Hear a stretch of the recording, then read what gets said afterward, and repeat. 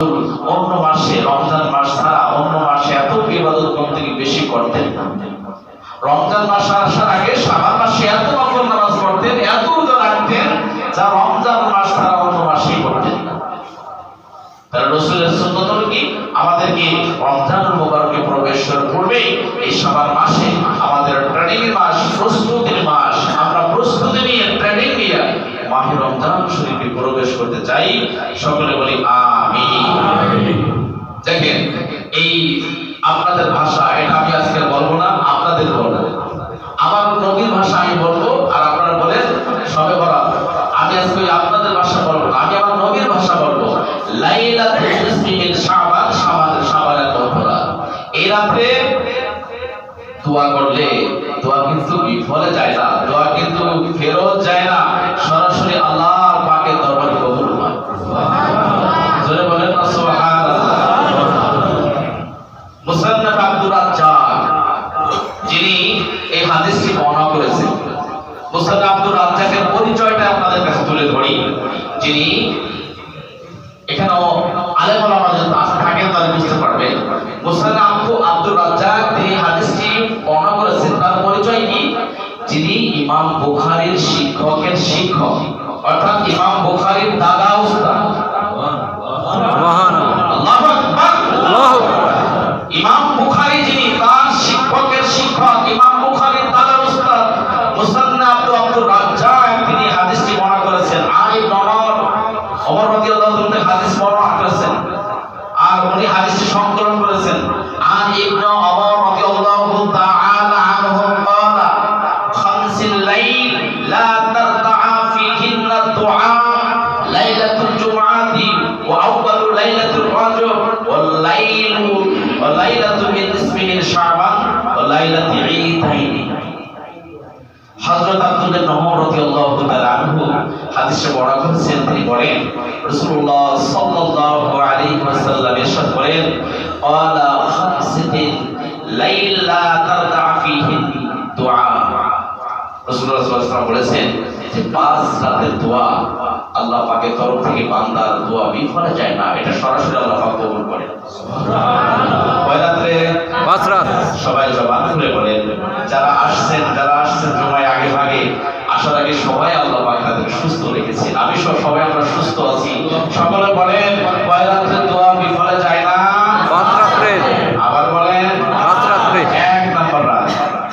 ভুলে যাবেন না, মনে রাখতেই হবে, কারণ আমি আলোচনা করে চলে যাব, আপনি চলে যাবেন, আপনি ভুলে যাবেন, এটা হতে পারে না। আর আমার এই মেসেজটা আমি বারে বারে বলি, প্রতি জুমায় বলার চেষ্টা করি, যে মেসেজটা আপনি বাসায় পৌঁছে দিবেন তো ইনশাআল্লাহ। ইনশাআল্লাহ। বলেন ইনশাআল্লাহ। আল্লাহ রাসূল বলেছেন লা তারতা ফীহিন্না দুআ, দোয়া ফিরে আসে না লাইলাতুল জুমআ, জুমার রাত। জুমার রাতটা চেনেন? জুমার রাতটা কোন রাত? বৃহস্পতিবার দিবাগত রাতই হচ্ছে জুমার রাত। এই জুমার রাতে দোয়া করলে আল্লাহ পাক দোয়া বিফলে দেন না, আল্লাহ কবুল করেন। সুবহানাল্লাহ, আলহামদুলিল্লাহ। ওয়ালাইলুল লাইলাতুল মিন রজব, রজবের প্রথম রাত। রজব মাসটা চলে গেছে আমাদের থেকে, আমরা পাবো কিনা আল্লাহ পাক নেক হায়াত বাড়াইয়া আবার রজব মাসে প্রবেশ করার তৌফিক দান করেন, বলেন আমিন। আর 2 রাত গেল। ওয়ালাইলাতুল নিসফি মিন শাবান, যেটা আপনি বলেন সবে বরাত, হাদিসে আসছে ওয়ালাইলাতুল নিসফি মিন শাবান, শাবানের মধ্যরাত। আপনার বাসায় লাইলাতুল সবে বরাতের রজনীর রাতে দোয়া করলে সে দোয়া বিফলে যায় না, সরাসরি আল্লাহ পাক কবুল করে নেন। সুবহানাল্লাহ। আরো 2 রাত আছে, হাদিসের কথা বলছি, আপনারা কি শুনতেছেন? কথা বলেন, শুনতেছেন? আশা রাখি সবাই শুনতেছেন। ওয়া লাইলাতুল ঈদাইন, 2 ঈদের 2 রাত। সুবহানাল্লাহ। 2 ঈদের 2 রাত। আজকে আলোচনা সবাই মাথায় প্রেডিসিভ রাখবেন। মেমরি দুর্বল থাকতে পারে, কিন্তু যদি আপনি মনোযোগ সহকারে আমার আলোচনা শুনেন, আশা রাখি আপনার প্রেডিসিভ থাকবে।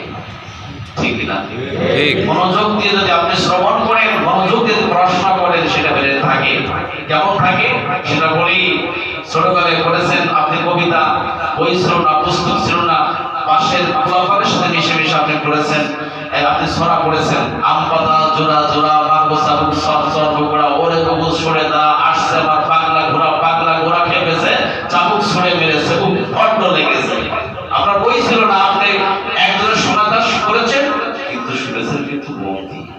কি দিয়ে? দাদা ভাইরা কথা বলেন, কি দিয়ে শুনছিলেন? মন দিয়ে। মন দিয়ে শুনেছিলেন। এই জন্য এই সরাটা আপনার মনে আছে, বইও ছিল নাই। বই ছাড়া শোনাটা আমি মনোযোগ সহ শুনেছেন, আপনার মনে আছে। ঠিক তেমনি ভাবে জুমার আলোচনা আমি বলবো, আপনি মনোযোগ সহকারে শ্রবণ করেন, ব্রেনে সেট থাকবে ইনশাআল্লাহ। তাহলে 5 রাতের ভিতরে লাইলাতুল নিসফি মিন শাবান, এই হাদিসে আসছে রাসূল পাক সাল্লাল্লাহু আলাইহি ওয়াসাল্লাম বলেছেন লাইলাতুল নিসফি মিন শাবান আপনার ভাষায় শবে বরাতের রজনীতে দোয়া করলে আল্লাহ পাক সে দোয়া বিফলে দেন না। কথা বলে তো বিফলে দেন না। তাহলে শবে বরাতের রাতে আমরা দোয়া করতে চাই কি চাই না? চাই। ইমাম সাহেবের সাথে করবেন, মিলাদ দুরূদ শরীফ করবেন, ঠিক আছে। আপনি ব্যক্তিগতভাবে মসজিদে হোক, নিজের ঘরের কোণে হোক, যেখানে হোক, সেখানে বেশি চোখে পানি ফেলে দিয়ে রবের কাছে যদি আপনি প্রার্থনা করেন, রবের সাথে আপনি সংযুক্ত স্থাপন করতে পারেন, রবের সাথে আপনি সম্পর্ক স্থাপন করে তওবার মাধ্যমে আমি আশা রাখি আপনার দোয়া আল্লাহ পাক বিফলে দিবেন না। বলেন মারহাবা। শবে বরাতের রজনীতে আল্লাহ পাক ক্ষমা করবেন। রাসূলুল্লাহ সাল্লাল্লাহু আলাইহি ওয়াসাল্লাম তিনি ওয়ারেন্টি দিয়েছেন এবং গ্যারান্টি দিয়েছেন, শুধু মানুষকে আল্লাহ পাক শবে বরাতের রজনীতে আপনার ভাষা আমি বলেছি আজকে যে আজকে আমি বলবো না শবে বরাতের ভাষাটা আমার, আপনারা গ্রাম অঞ্চল সবাই বলেন শবে বরাত, শবে বরাত বলেন। কি বলেন? শবে বরাত। দাদা ভাইরা বলেন কি বলেন? শবে বরাত। শবে বরাত। আমার রাসূলের ভাষা আবার বলছি লাইলাতুল নিসফি মিন শাবান। শাবান। এই শাবানের মধ্য রজনীতে আল্লাহ পাক ক্ষমা তো মানুষকেই করবে, শুধু মানুষকে না। রাসূলুল্লাহ সাল্লাল্লাহু আলাইহি ওয়াসাল্লাম বলেছেন শুধু মানুষকে আল্লাহ ক্ষমা করবে না, तमाम সৃষ্টি জগতের মধ্যে যা কিছু আছে সমস্ত সৃষ্টিকে আল্লাহ ক্ষমা করবে। সুবহানাল্লাহ। হাদিসটা কোথায়? হাদিস ইবনে মাজাহ শরীফ, পৃথিবীর বিশ্ববিখ্যাত কিতাব সিয়াসিন তার অন্যতম গ্রন্থ, পৃথিবীর বিশ্ববিখ্যাত কিতাব হাদিস ইবনে মাজাহ শরীফের 99 পৃষ্ঠার মধ্যে এসেছে। মিশকাত শরীফের বিশ্ববিখ্যাত কিতাব সিয়াসিতার কিতাব মিরকাতের দ্বিতীয় খণ্ড 348 পৃষ্ঠার মধ্যে হাদিস এসেছে। মুসনাদ আব্দুর রাজ্জাক যিনি ইমাম বুখারীর দাদা উস্তাদ, তার কিতাবের মধ্যে তিনি হাদিসগুলো সংকলন করেছেন। তাফসীর দুরুল মানসুরের মধ্যে তিনি হাদিসগুলো সংকলন করেছেন। হাদিসটা কোথায়? শুনুন হাদিসটা শোনাই। আবি মুসা আশআরী রাদিয়াল্লাহু তাআলা আনহু আনি রাসূলুল্লাহ সাল্লাল্লাহু আলাইহি ওয়াসাল্লাম قال إن الله تعالى لا يطلع في ليلة النصف من شعبان فيغفر لجميع الخلق إلا المشرك والمشاهد। হযরত আবি মুসা আল-আশআরী রাদিয়াল্লাহু তাআলা আনহু তিনি হাদিসটি বর্ণনা করেছেন। রাসূলুল্লাহ সাল্লাল্লাহু আলাইহি ওয়াসাল্লাম তিনি হাদিস বর্ণনা করেন। আমার প্রিয় নবী বলেন, কি বলেন? ইন্নাল্লাহ তাআলা, নিশ্চয়ই আল্লাহ তাআলা লা ইয়াতলা ফি লাইলাতিন নিসফি মিন শাবান, শাবানের মধ্য রজনীতে আপনার ভাষায় শবে বরাতের রজনীতে রব্বুল আলামিন পৃথিবীর নিকটতম আসমানে নাজিল হয়ে যান। রাসূল বলেছেন শাবানের মধ্য রজনীতে অর্থাৎ আপনার ভাষায় শবে বরাতের রজনীতে আল্লাহ পাক পৃথিবীর নিকটতম আসমান নাজিল হন। নাজিল হয়ে কি করেন? তিনি বলেন ফায়াগফিরু, আল্লাহ রাসূল বলেন ফায়াগফিরু লিজামিইল খালকি, এই পৃথিবীর নিকটতম আসমানে সে রব্বুল আলামিন শুধু মানব জাতিকে ক্ষমা করেন না, আল্লাহ রব্বুল আলামিনের সৃষ্টি জগতের মধ্যে যা কিছু আছে লিজামিইল খালক, সমস্ত সৃষ্টিকে এই রজনীতে তিনি মাফ করে দেন। সুবহানাল্লাহ। তবে কথা আছে সমস্ত সৃষ্টিকে মাফ করবে, ঠিক আছে, আল্লাহ পাক মানব জাতিকে মাফ করে দিবেন, ঠিক আছে, কিন্তু মানব জাতির ভিতরে দুই শ্রেণীর মানুষকে আল্লাহ পাক এই ক্ষমার রজনীতেও মাফ করবে না। কয় শ্রেণী? দুই শ্রেণী। প্রিয় ভাইরা, মুরব্বী বাবারা, জবাব দেন, কয় শ্রেণী? দুই শ্রেণী। দুই শ্রেণীর মানুষকে আল্লাহ ক্ষমা করবে না। এই কথাটা গভীর মনোযোগ দিয়ে শ্রবণ করেন। হুজুর, এই দুই শ্রেণীর মানুষ কারা? আল্লাহ রাসূল বলেছেন, আমি বলি নাই। আল্লাহ রাসূল বলেছেন ইল্লাল মুশরিক। বলেন জোরে বলেন। মুশরিক। সবাই তো বলেন না, জোরে বলেন।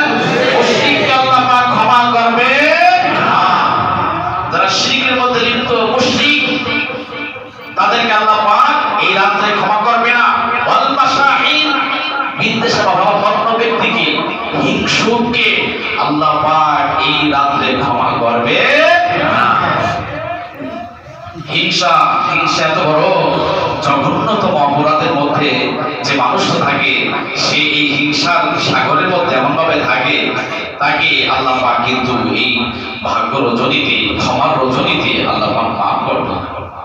তাহলে হিংসা কি বাদ দিতে হবে না? হিংসা কেমন জানেন? আপনি নিজেই বড়, আপনার চাইতে আর বড় কেউ নাই। আপনি নিজেই বড় জ্ঞানী, আপনার চাইতে আর জ্ঞানী কেউ নাই। আপনি নিজেই টাকাওয়ালা, পয়সাওয়ালা, বাড়িওয়ালা, সম্মানওয়ালা, আপনার চাইতে আর কেউ বাড়িওয়ালা, গাড়িওয়ালা, সম্মানওয়ালা আর নাই। ঠিক কিনা বলে? হিংসা মুক্ত করতে হবে। আপনার বাড়ি চাকর আছে, আপনার ড্রাইভার আছে, আপনার গাড়িটা পরিচালনা করে, আপনার বাড়িটা দেখাশোনা করে। আপনি বাড়িতে যখন যান, আপনার সিকিউরিটি ওখানে টুলের পর বসে থাকে, জীর্ণশীর্ণ অবস্থায়, পেটে ভালো খাবারও নাই, ভালো বস্ত্রও নাই, অসুস্থ ব্যক্তি ওখানে বসে আছে। কখনো কি আপনার বাড়িতে প্রবেশ করার সময় ওনাকে আপনি সালাম দিয়েছেন? আপনাকে হিংসাকে মুক্ত করতে হলে আপনার বাড়ির সিকিউরিটি, আপনার ড্রাইভারকে অবশ্যই আপনাকে আগে সালাম দিতে হবে। কথা বলা ঠিক না বেশি? আপনি ইমাম সাহেব, খতিব সাহেব, আপনাকে হিংসা মুক্ত করতে হলে আপনার মুসল্লিকে আপনাকে সালাম দিতে হবে। আপনি ইমাম সাহেব বলে বিশাল বড় হয়ে গেছেন, বিশাল বড় হুজুর হয়ে গেছেন, সালামটা মুসল্লির থেকে নেবেন এই আশা রেখে আপনি পথ চলেন, তাহলে মনে করবো আপনার প্রতি হিংসা বিরাজ করে। ঠিক কিনা বলেন? একজন দরিদ্র মানুষ, ভিক্ষুক মানুষকে দেখলে সালাম দেয় না মানুষ। ওই ভিক্ষুক দরিদ্র মানুষটি, আপনি জানেন যে আপনি একজন বাড়িওয়ালা, তার বাড়িতে আপনি থাকেন। ওই ধনী কোটিপতির বাড়িতে আপনি, ওই ভিক্ষুকটা থাকে, উনি কি চিন্তা করে যে আমি সালামটা না দিই, সম্মানটা না দেখাই, হয়তো আমাকে ভাড়াটে রাখবে না, আমাকে সেভাবে এই করবে, এলাও করবে। ওই দরিদ্র ব্যক্তিটা বাড়িওয়ালাকে সালাম দেয়, কিন্তু বাড়িওয়ালা কখনো দরিদ্র ব্যক্তিকে সালাম দিতে চায় না। ভাই, আমাদের সময় কম, আমাদের কাজ।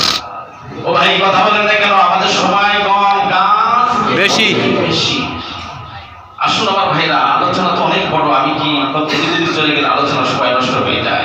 তারপর আমি বলি, দেখুন আল্লাহ সুবহানাহু ওয়া তাআলা এই রজনীতে, দেখেন আল্লাহ সুবহানাহু ওয়া তাআলা এই রজনীতে এমন রজনী আল্লাহ পাক দান করেছেন, যে রজনী সম্পর্কে আমরা সমাজের মানুষ সাদিষ্টরে বসে বসে আপনারা কি ঝগড়া করেন।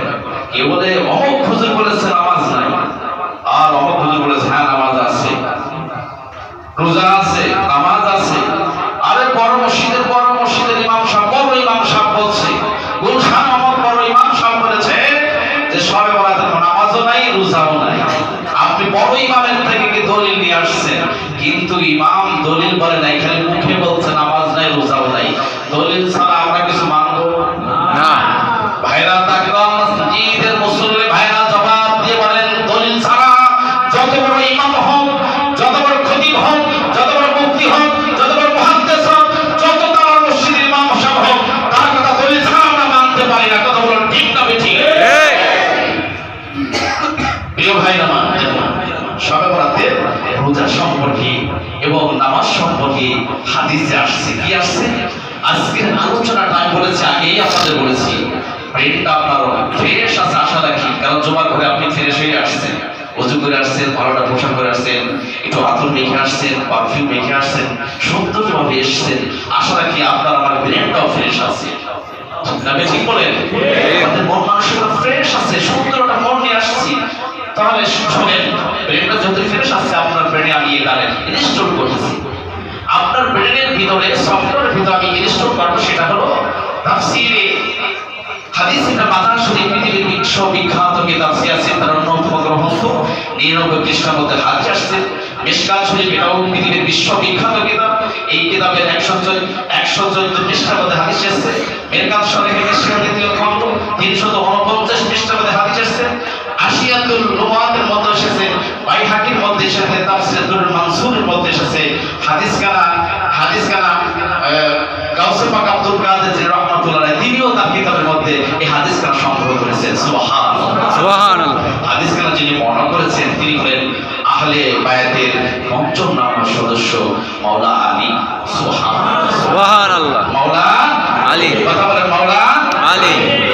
عن علي رضي الله تعالى عنه قال قال رسول الله صلى الله عليه وسلم إذا كان ليلة النصف من شعبان فقوموا ليلها وصوموا نهارها فإن الله تعالى عز وجل ينزل فيها بغروب الشمس إلى سماء الدنيا فيقول ألا مستغفر فاغفر له ألا مبتلي فأعافه ألا مسترزق فارزقه ألا كذا حتى يطلع الفجر হযরত আলী রাদিয়াল্লাহু তাআলা আনহু রাসূলুল্লাহর হাদিস বর্ণনা করেছেন। প্রিয় নবী রাসূল পাক সাল্লাল্লাহু আলাইহি ওয়াসাল্লাম ইরশাদ করেন ইযা কানা লাইলাতুন নিসফি মিন শাবান, যখন শাবানের মধ্য রজনী অবতীর্ণ হয়, আপনার ভাষায় বলেছিলাম শবে বরাতের রজনী যখন এসে যায়, আল্লাহ রাসূল বলেছেন বাহু লাইলাহা, ওই রাতে তোমরা কিয়াম করো। কিয়াম মানে দাঁড়িয়ে দাঁড়িয়ে তোমরা নামাজ আদায় করো।